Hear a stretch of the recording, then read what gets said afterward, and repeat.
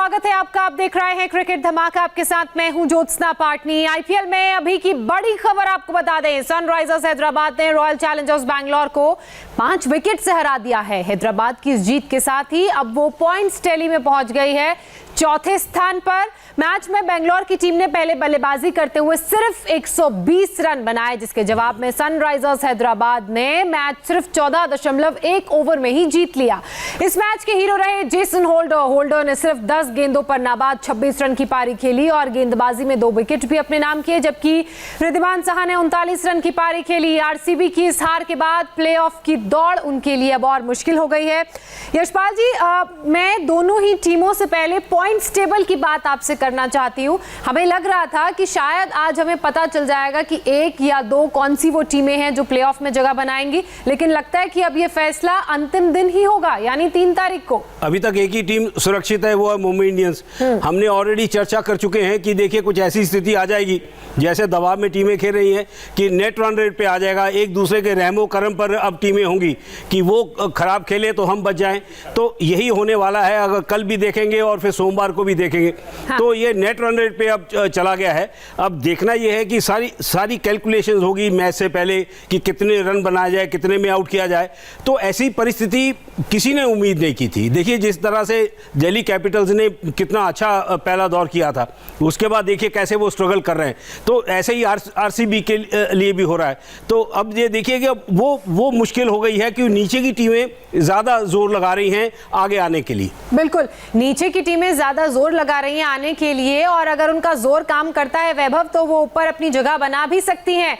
अब जैसा कि लगातार हम ये बोल रहे हैं कि ये साल अच्छा नहीं है, आईपीएल में भी बहुत कुछ डिफरेंट देखने को मिल रहा है। मुझे नहीं लगता कि इतना इंटरेस्टिंग और इतना लास्ट तक कभी मैच पहुंचा होगा आईपीएल में। प्लेऑफ की जो दौड़ है पूरी, देखिए ये जो साल 2020 है ना, ये अब तक का सबसे अनोखा साल है। तो इस साल जिस तरीके से आईपीएल की शुरुआत हुई ना, वो भी एकदम अलग तरीके से शुरुआत हुई।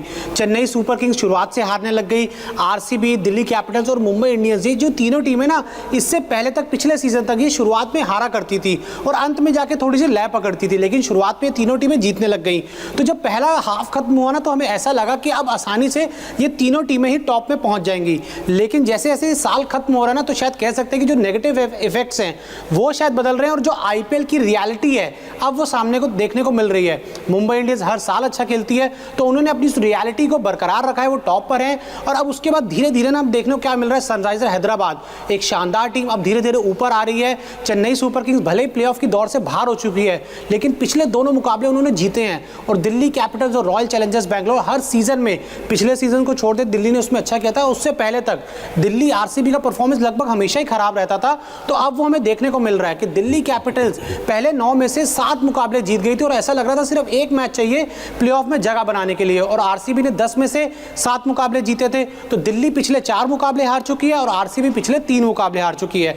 तो अब ये बहुत ही मुश्किल हो गया इन दोनों ही टीमों के लिए, क्योंकि अब अगला जो मैच है ना, वो दिल्ली कैपिटल्स और आरसीबी के बीच में है।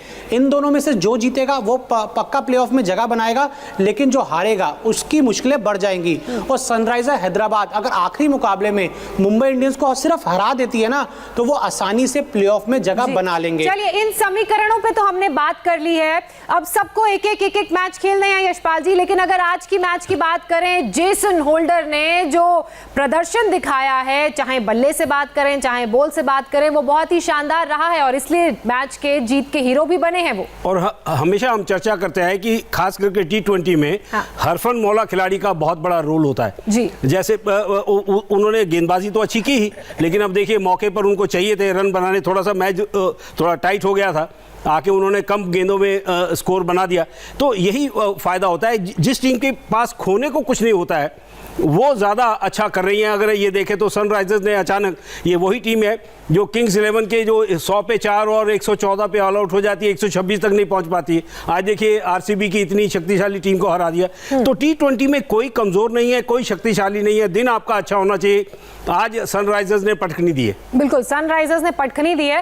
वैभव, वहीं अगर हम बैंगलोर की बात करें तो आपको क्या लगता है कि बैंगलोर जो पिच की, हम पहले मैच में भी बात कर रहे थे, पिच ने बैंगलोर का साथ नहीं दिया या वो लोग रीड सही नहीं कर पाए, या जो टॉस हारे वहीं से उनके साथ बुरा होना शुरू हो गया? बिल्कुल जोसन, जब विराट कोहली टॉस हारे ना तो उसके बाद उन्होंने कहा कि मैं यहाँ पहले बल्लेबाजी ही करना चाहता, तो यानी जो फैसला था वो आपके पक्ष में गया, भले ही आप टॉस हार गए, लेकिन फिर उसके बाद जिस तरीके की बल्लेबाजी की ना रॉयल चैलेंजर बैंगलोर के बल्लेबाजों ने, बिल्कुल भी समझ नहीं आया कि पहले देवदत्त पल्लिकल आउट हो गए, उसके बाद विराट कोहली भी, हम कह सकते हैं कि टॉप 5 बल्लेबाजों की दौड़ में तो शामिल है सबसे ज़्यादा रन बनाने के मामले में, लेकिन इस सीजन में ना वो विराट के बल्ले से इम्पैक्ट इनिंग भी ना, अगर एक वो 90 रन की जो उन्होंने पारी खेली थी उसको छोड़ दें तो एक भी इम्पैक्ट इनिंग विराट कोहली के बल्ले से देखने को नहीं मिली है।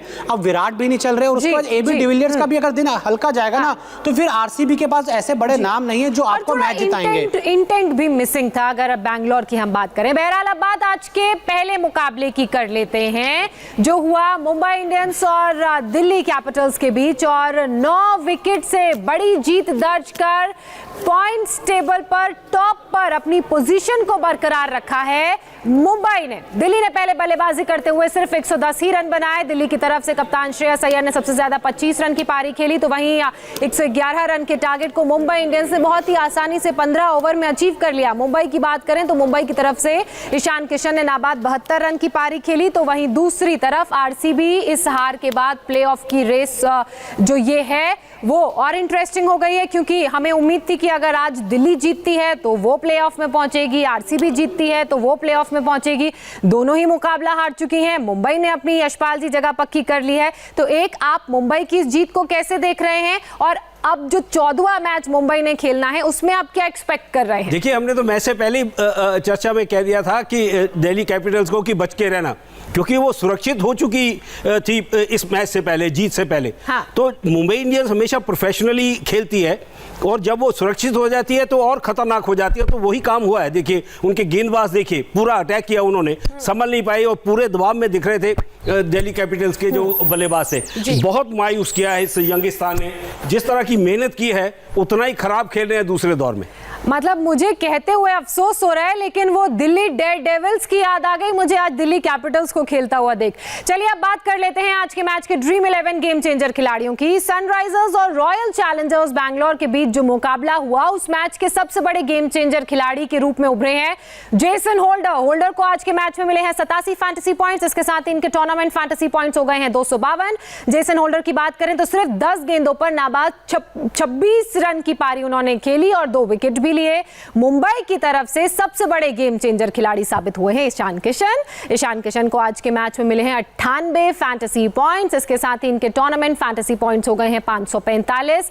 आपको बता दें कि किशन ने 47 गेंदों पर नाबाद 72 रन की पारी खेली। मुंबई की तरफ से एक और खिलाड़ी आज के गेम चेंजर खिलाड़ी साबित हुए हैं और वो हैं जसप्रीत बुमराह। बुमराह को आज के मैच में मिले हैं 95 फैंटेसी पॉइंट्स, इसके साथ ही बुमराह के टूर्नामेंट फैंटेसी पॉइंट्स हो गए हैं 666। बुमराह ने अपने कोटे में 4 ओवर में 17 रन देकर 3 विकेट नाम किए। उन्होंने आज 15 डॉट बॉलें भी फेंकी। वैभव, बुमराह की मैं बात कर लूं, बुमराह लगातार अपनी परफॉर्मेंस जो कंसिस्टेंसी है वो तो बरकरार ही है और डॉट बॉल्स की जो संख्या है वो भी बढ़ाते जा रहे हैं। बिल्कुल जोसन, यही तो जसप्रीत बुमराह की खासियत है ना कि एक बार अगर उनको सही टप्पा मिल जाता है। शुरुआत में हमने लगातार ये बात की थी कि शायद शुरुआत में थोड़ा रस्टीनेस था, लेकिन उसके बाद पिछले 5-6 मैचेस में हमने देखा कि जसप्रीत बुमराह ने अपना जो परफॉर्मेंस है ना उसको बहुत ऊपर लेकर गए। और जब जसप्रीत बुमराह लय में होते हैं ना, फिर चाहे सामने कोई भी बड़े से बड़ा बल्लेबाज क्यों ना, हमने पिछले मैच में भी देखा था कि कितनी आसानी से उन्हें विराट कोहली तक को आउट कर दिया था। बहुत ही मतलब उनको मुश्किल नहीं हुई थी। जब जसप्रीत बुमराह का दिन होता है